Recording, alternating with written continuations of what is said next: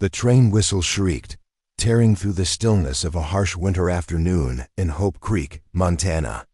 White steam billowed from the locomotive, shrouding the air and carrying with it the bone-chilling cold of December. Snow had fallen heavily since the night before, blanketing wooden roofs, muddy dirt roads, and even the skeletal pine branches, transforming the small town into a somber ink-wash painting.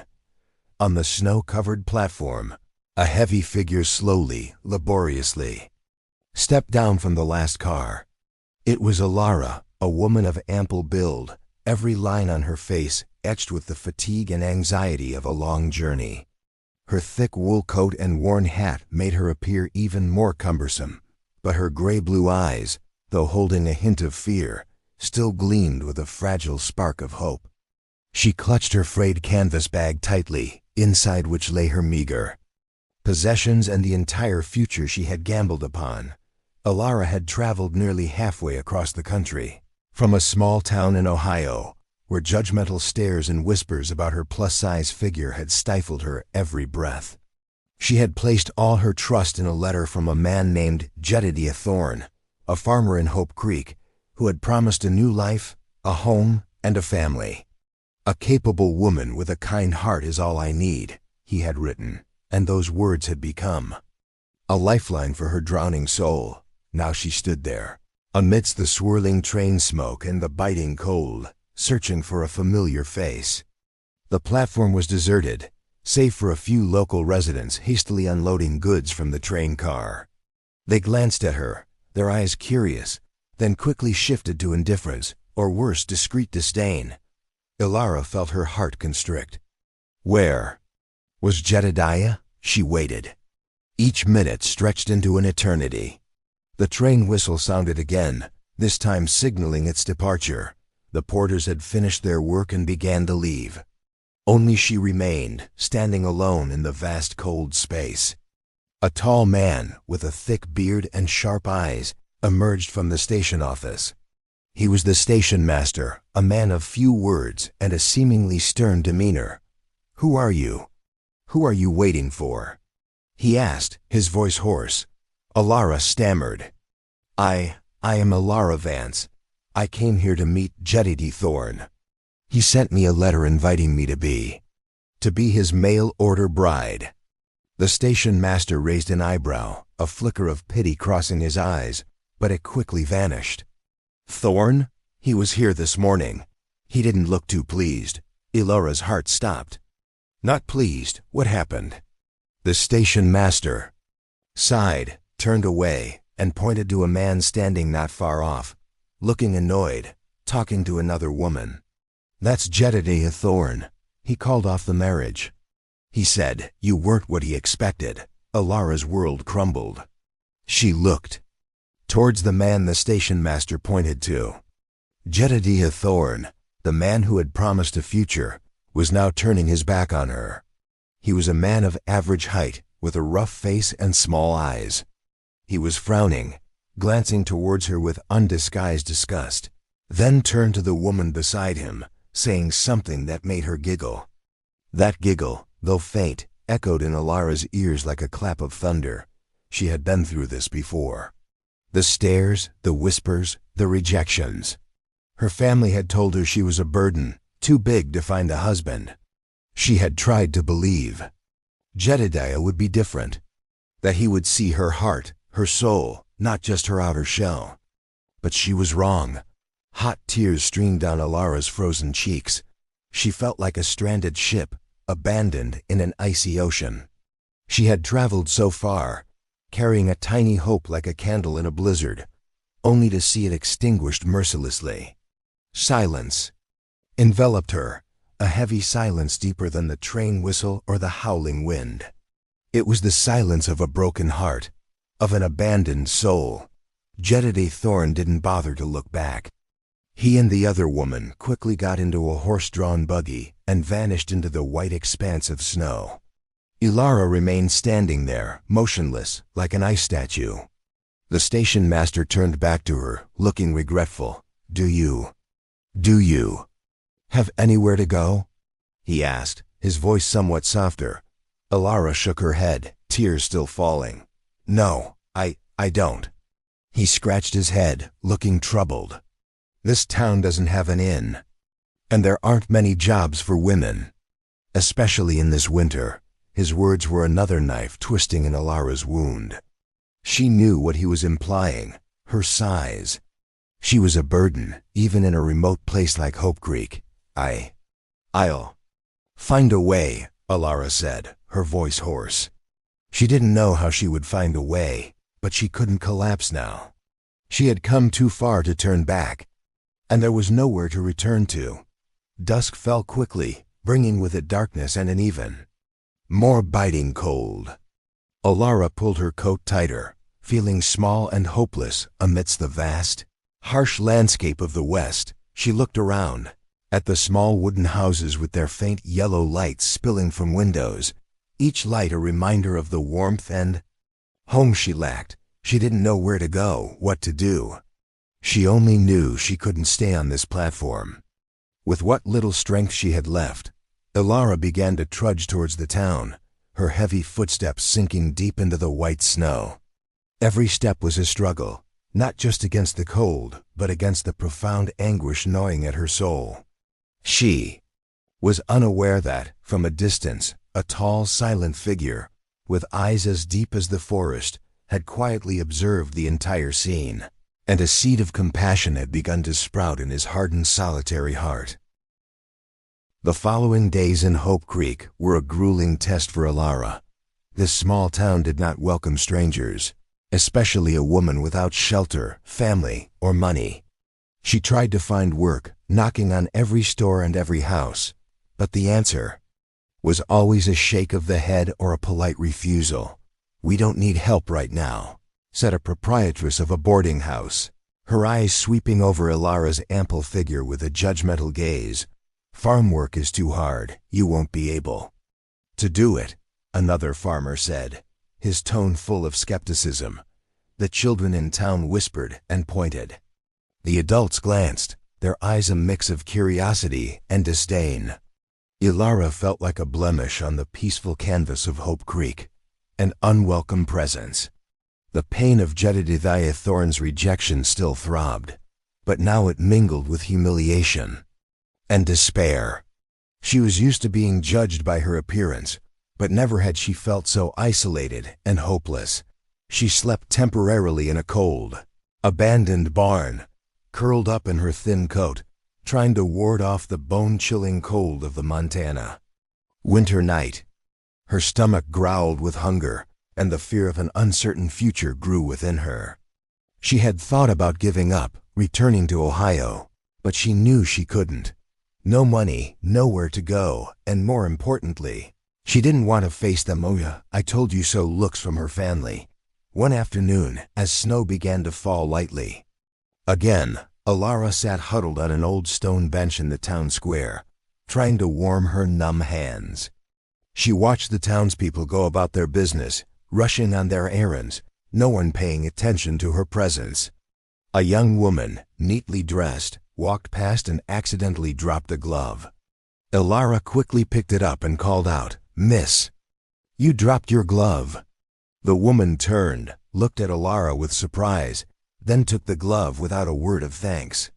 She simply gave a slight nod and hurried away, as if afraid of being associated with Alara.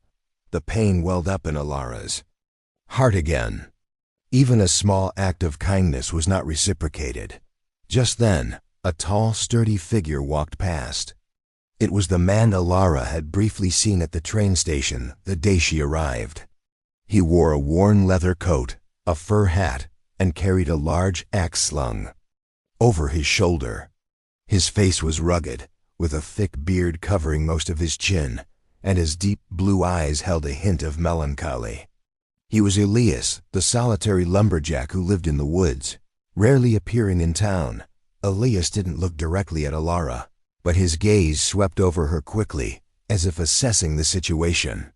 He walked straight into the general store, bought a few things, and quickly left. Alara thought he was just like the others, indifferent to her fate. But a few hours later, as Alara still sat there, shivering from cold and hunger, She suddenly saw a small canvas bag placed beside her feet. She looked up, but saw no one. Elias had disappeared around a corner. Alara carefully opened the bag. Inside was a warm loaf of bread, a piece of cheese, and an apple. She looked in the direction Elias had gone, but he had completely vanished. A warmth spread through Alara, not just from the warm bread, but also from that unexpected act of kindness. It was the first time since arriving in Hope Creek that she had received unconditional help without judgment or disdain. She took a bite of the bread, tears welling up again, but this time they were tears of relief and gratitude. That night, as Alara tried to sleep in the cold barn, she heard footsteps outside again. She held her breath, frightened. The barn door creaked open, and Elias stood there, his shadow cast long in the faint moonlight. He didn't say a word. He simply placed a thick blanket and a bundle of dry firewood down, then turned and left. Alara was too surprised to speak. She looked at the blanket, then at the firewood. These were things she desperately needed. She quickly wrapped the blanket around herself, feeling the warmth spread. She started a fire with the firewood, the small flame flickering, dispelling some of the cold and darkness. The next morning, when Alara woke up, she saw a small sleigh waiting outside the barn. Elias stood beside it, as silent as ever. He nodded towards the sleigh, motioning for her to get in. Alara hesitated. She didn't know where he wanted to take her, but she had no other choice. She was too tired of living in this cold barn. She slowly got into the sleigh. Elias didn't say a word. He just took the reins and guided the horse. The sleigh began to move, leaving Hope Creek town, heading deep into the snow-covered forest. Alara looked back at the town, the small houses gradually disappearing behind the tall pine trees. She didn't know what the future held for her, but a strange feeling, both fear and hope, welled up inside her. Perhaps this silent man, with his quiet acts of kindness, would be the only light in her life. The sleigh glided smoothly over the thick snow, venturing deep into the forest. Tall pine trees, covered in white snow, stood majestically like silent sentinels. The morning sun pierced through the canopy, creating shimmering streaks of light on the snow. The air was fresh, crisp, carrying the scent of pine resin and damp earth. Alara sat silently in the sleigh, feeling each cold gust of wind brush against her face. But deep inside, a strange warmth began to spread. Elias remained silent, his eyes fixed on the path ahead. He seemed to know every nook and cranny of this forest, every hidden trail beneath the snow. Alara occasionally glanced at him. His face was rugged, but there was no hint of cruelty or menace. Only a profound stillness and a deep sadness hidden in his eyes. After about half an hour of riding, Elias pulled the reins, and the horse stopped in front of a clearing. Before Alara's eyes stood a small wooden cabin, nestled among the pine trees. White smoke rose from the chimney, signaling a fire burning inside. The cabin looked rustic, simple, but it exuded a surprising warmth and sturdiness. Elias got off the sleigh. Without a word, he simply nodded towards the cabin. Alara understood. She stepped down from the sleigh, her legs trembling after the long journey. She followed Elias inside. Inside the cabin, the warmth from the fireplace enveloped Alara, dispelling the biting cold. The room was small, surprisingly clean and tidy. A simple bed was pushed against the wall, a small dining table with 2 chairs, and a few wooden shelves holding books and tools. The scent of pine wood and burning logs wafted through the air, creating a pleasant atmosphere. Elias pointed to the chair by the fireplace. "Sit." It was the first word he had spoken to her since they met. His voice was deep, hoarse, but not at all frightening. Alara slowly sat down, feeling the warmth from the fire spread through her body. She looked at Elias. He placed his axe in a corner, then went to the fireplace, adding a few more logs. The flickering firelight illuminated his face, highlighting his strong features. "Are you hungry?" Elias asked, still not looking at her. Elara nodded. "Yes."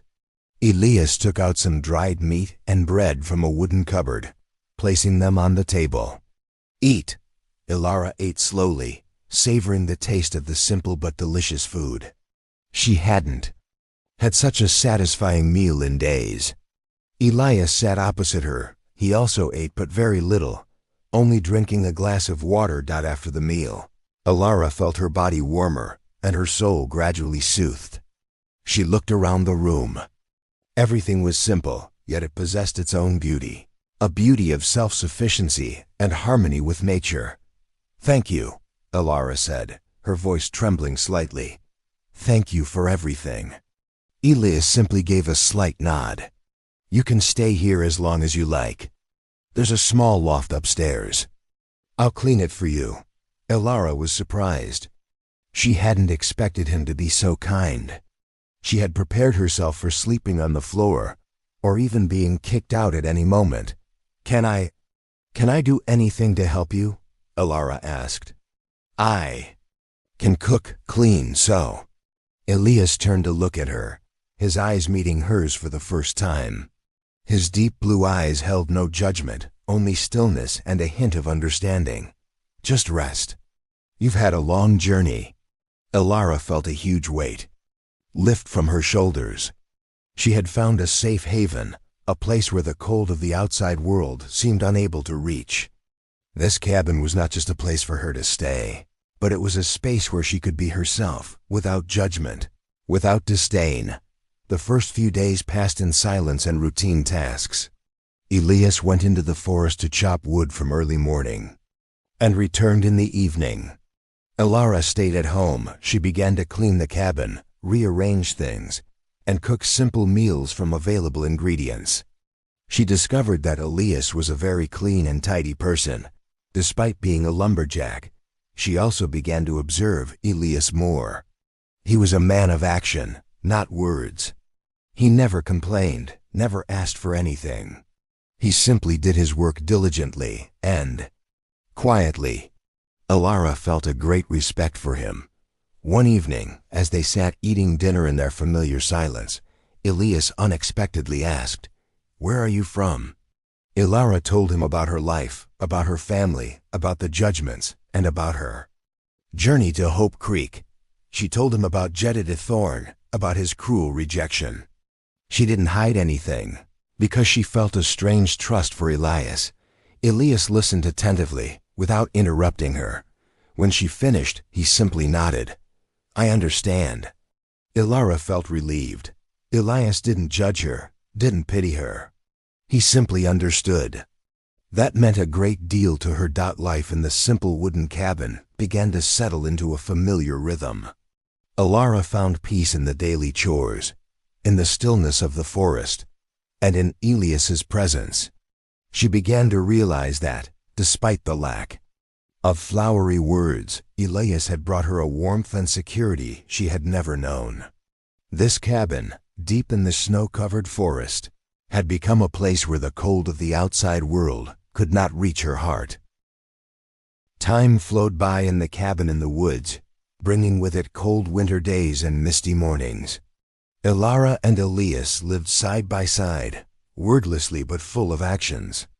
Elara gradually grew accustomed to Elias's rhythm of life, the distant sound of his axe in the morning, the scent of burning wood from the fireplace, and his quiet return each evening, carrying large logs on his shoulder. Elara had truly begun to work in the cabin. She cooked simple but nutritious meals, ensuring Elias had enough energy for his strenuous work. She cleaned the house, washed clothes, and even mended the tears in Elias's old coat with skillful stitches. She did all of this voluntarily, without Elias having to ask. She wanted to repay the kindness he had shown her. Elias didn't say "Thank you," but Elara felt his gratitude through small gestures. One morning, she woke up to find a small bouquet of wildflowers, pale purple blossoms still dewy, placed on the dining table. She knew Elias had picked them while in the forest. Another time, when Alara was struggling with a stuck window, Elias silently approached, adjusted a few nails with his hands, and the window opened and closed easily. He said nothing, just gave a slight nod and continued his work. These small silent actions spoke more than any words. They said that Elias cared, that he noticed her, and that he valued her presence in his solitary life. Alara, who was used to being abandoned and scorned, felt a strange warmth spread through her heart.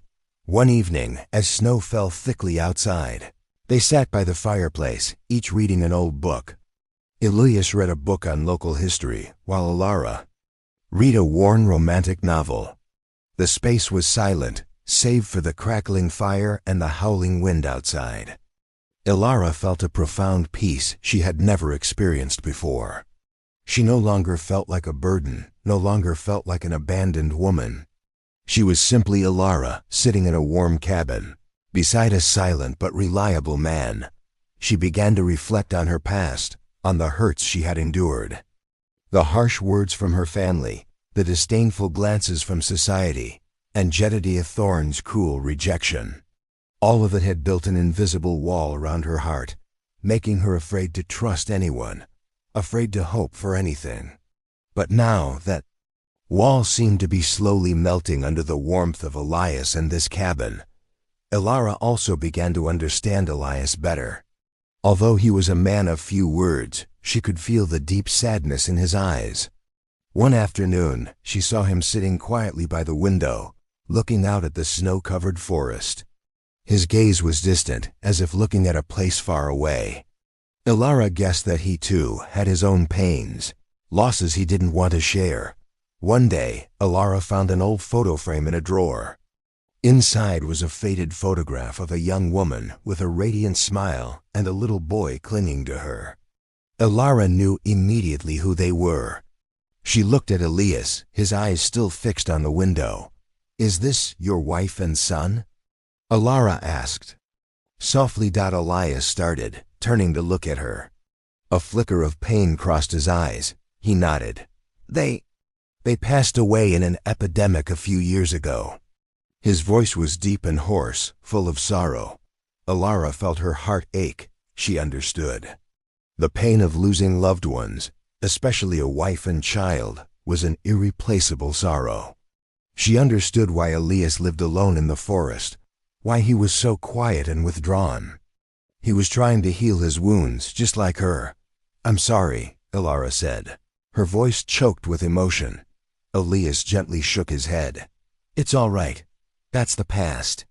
He stood up, went to the fireplace, and added more wood to the fire. From that moment, an invisible bond formed between Alara and Elias.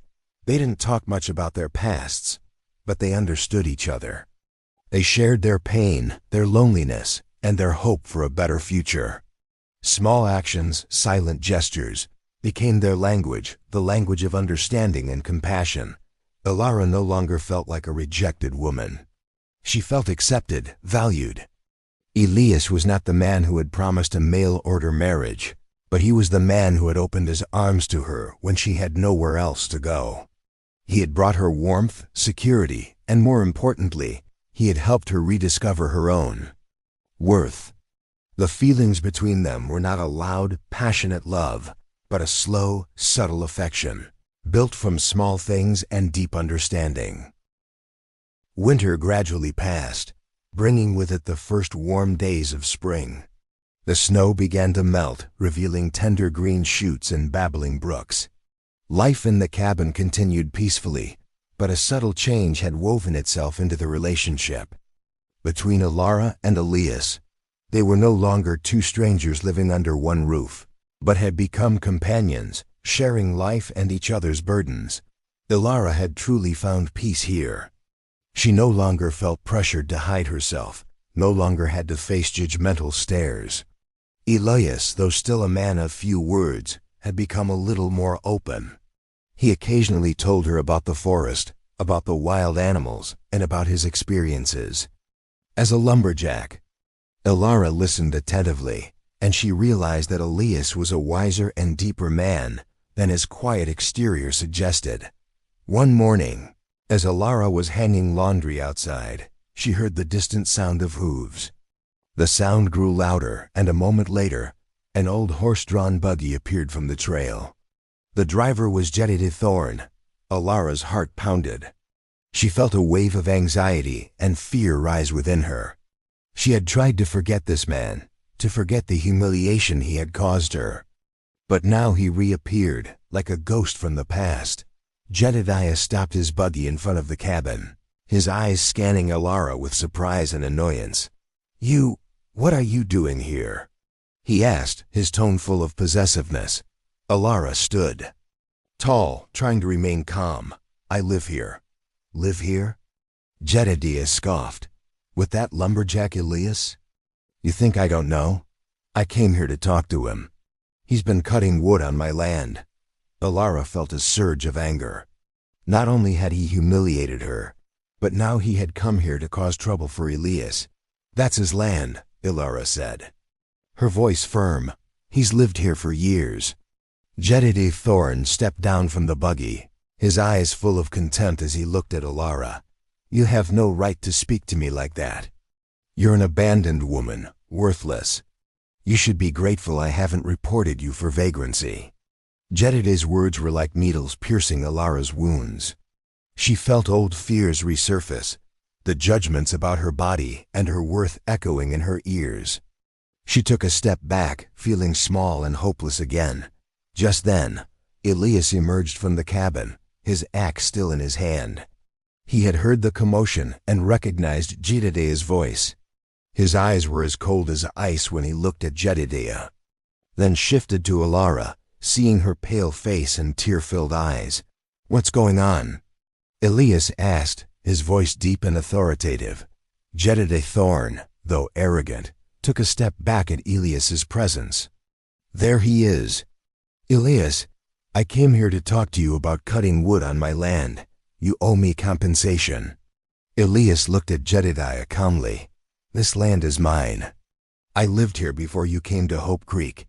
"You lie," Jedediah roared. "I have papers to prove it. And her too," he pointed at Alara.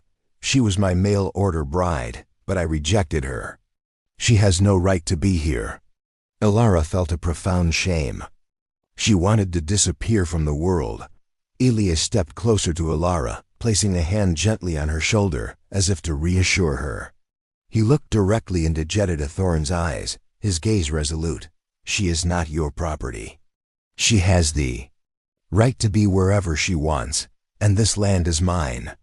If you have any concerns, go see a lawyer." Elias's voice wasn't loud, but it carried a weight that made Jedediah falter. Jedediah looked at Alara, then at Elias, his face full of anger but also a hint of fear. He knew he couldn't confront Elias. "Fine," Jedediah said, his voice full of menace, "but I won't let this go. I'll be back."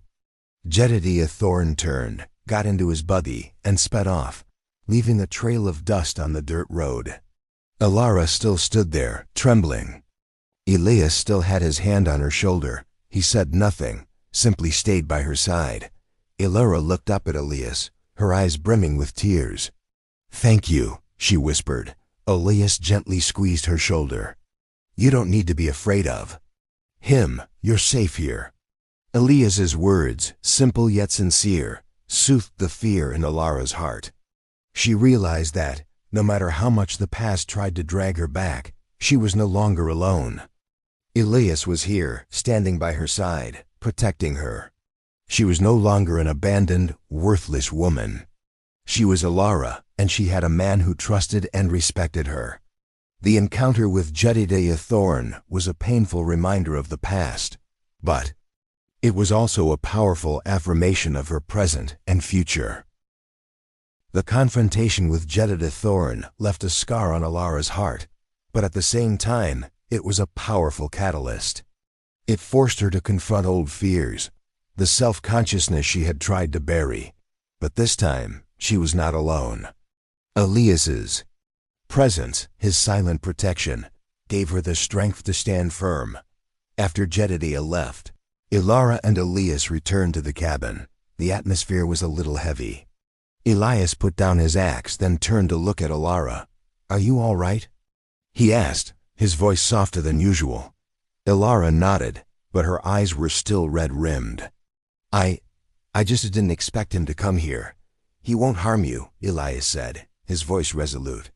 "You are not his property. No one can own you." Elias's words were like a cool stream of water soothing Alara's soul. She had heard similar words from her family, from society, that she was a burden, an unwanted commodity. But Elias saw her as an independent person, someone with her own inherent worth. From that day on, Alara began to change. She no longer bowed her head when she went out, no longer avoided the gazes of the townspeople when they came to the cabin to trade goods with Elias. She began to talk more, not just with Elias but also with the neighbors who occasionally stopped by. She shared new recipes, small stories about her life in Ohio. She realized that when she stopped being self-conscious, others also began to look at her differently. One afternoon, a neighbor named Martha, a kind older woman, came to the cabin to buy some wood. She saw Alara working in the small vegetable garden she had started. "Miss Alara, you have such a green thumb," Martha said. "Your vegetables look much healthier than mine." Alara smiled. "Thank you, I just try my best." "You are a capable woman," Martha said, her eyes full of admiration. "Elias is very lucky to have you here." Martha's compliment warmed Alara's heart. She had never been praised like that before. She had once thought she was just a burden, a useless person. But now she realized that she had worth, that she could create good things. The relationship between Alara and Elias also deepened. They were no longer just people living under one roof, but they had become soulmates. They shared their thoughts, their dreams, and even their fears. Elias began to tell Alara more about his past, about his wife and son, about the pain of loss that had made him withdrawn. Alara listened sincerely, and she felt a deep empathy for him. One evening, as they sat by the fireplace, Elias unexpectedly handed Alara a small wooden box. "This is for you," he said, his voice a little shy. Alara opened the box. Inside was a simple silver necklace with a delicately carved snowflake pendant. She looked at Elias in surprise. I can't accept this," Alara said. "It's too beautiful." "No," Elias said, his eyes looking directly at her. "You deserve it. You are the most beautiful snowflake I have ever seen." Elias's words choked Alara up. She had never been told such sweet words. She felt a warm current flow through her heart. She put on the necklace, feeling the cool silver against her skin. "Thank you," Alara said, tears streaming down her cheeks. "Thank you for everything." Elias smiled faintly, a rare smile that nevertheless illuminated his face with a strange beauty. He reached out and gently wiped away a tear from her cheek. In that moment, Alara realized that love was not about flowery promises or expensive gifts. Love was acceptance, understanding, and quiet care. She was no longer a rejected, scorned woman. She was Alara, a strong, resilient woman, and loved. She had found her own worth, not through the eyes of others, but through self-acceptance and the sincere love of a quiet but profound man. Life in the simple wooden cabin had helped her to be reborn, to become a better version of herself. She was no longer anyone's property, but the master of her own life. Spring passed, giving way to the brilliant days of summer. The forest around the cabin was filled with lush green, the chirping of birds, and golden sunlight. Alara and Elias's lives had become inextricably intertwined, as natural as breathing. They no longer needed words to understand each other. A glance, a small gesture was enough to convey the deepest messages. Alara had truly transformed the cabin into a home. She planted a small, thriving vegetable garden, providing fresh produce for their meals.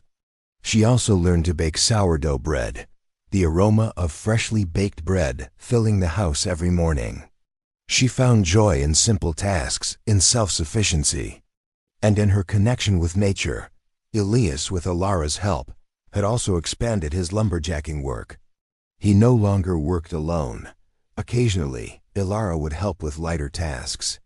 Her presence had brought him a new source of energy, a reason to continue living and working. The sadness in his eyes was still there, but it had been soothed by Ilara's warmth and love. One afternoon, as they sat on the cabin porch, watching the sunset over the distant mountains, Elias turned to look at Ilara. His eyes were deep, full of tenderness. "Ilara," he said, his voice deep and hoarse, Do you want to stay here?" Ilara looked at him, her heart pounding. She knew what Elias was trying to say. He was not a man of flowery words or romantic proposals. He was a man of sincerity and actions. "I do," Ilara said, tears welling up in her eyes. "I want to stay here. This is my home." Elias smiled faintly, a rare smile that nevertheless illuminated his face. He reached out and took her hand. His hand was rough, calloused from work, but it gave her a sense of security and warmth. "Then we'll build a bigger house," Elias said. "A house with enough room for us and for children, if we have them." Ilara burst into tears. It wasn't just a promise of a house. It was a promise of a future, a family. She had once thought she would never have those things. She had once thought she would forever be an abandoned, worthless woman. But now she had found all of it in an unexpected place, with an unexpected man. They didn't have a grand wedding. They simply lived together, sharing life and love. They were an odd couple in the eyes of the Hope Creek townspeople, a plus-size woman and a solitary lumberjack. But for Ilara and Elias, they were all they needed. They built a new life together. A life based on respect, understanding, and sincere love. Elias still went into the forest to chop wood, and Ilara still took care of the house and garden. They went through harsh winters and brilliant summers together. Ilara was no longer a wounded woman. She had found healing in Elias's love, in the peace of the forest, and in her own self-acceptance. She had learned that a person's worth is not in their appearance or society's judgments, but in their heart, their soul, and their ability to love and be loved. Elias had also found healing in Ilara's love. She had brought light into his life, dispelling the darkness of pain and loneliness. He was no longer a withdrawn man. He had learned to open up and embrace love. And so, amidst the vast and rugged Wild West, among the snow-capped mountains and the silent old forests, a love story blossomed. It was not a loud, passionate love story, with grand vows and romantic gestures. It was a slow, subtle love story, built from small actions, silent gestures, and deep understanding. Ilara found her home, not in a predetermined place, but where she was loved and accepted. She learned that home wasn't a place, it was a choice to stay, to trust, and to love. She found rebirth after trauma, found her self-worth, and found a family she had always yearned for. Elias, the solitary man of the woods, found a companion, a life partner, someone who had brought light into his life. He learned that love doesn't need to be loud to be true. It can arrive slowly, quietly, but be as deep and enduring as the ancient pine trees in the forest.